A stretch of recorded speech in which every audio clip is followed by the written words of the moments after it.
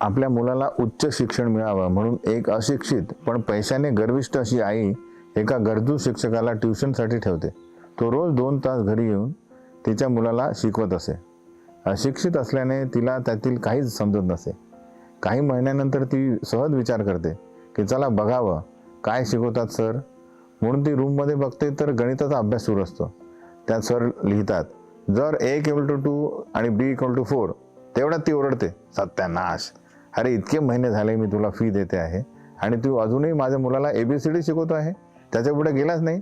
निघ इथून, आजपासून शिकवणी बंद, मीच त्याला शिकवते. त्याचप्रमाणे आध्यात्मिक क्षेत्रात काहीही माहीत नसेल तरी बरेच लोक शास्त्रांचे आपले स्वतःचे निष्कर्ष काढतात आणि शास्त्र समजण्यासाठी गुरु स्वीकारत नाही. परमसत्य जाणण्यास गुरूंची शरणागती पत्करणे अत्यंत गरजेचे आहे. तद्विज्ञानार्थम सगुरुम एवाभिगच्छेत.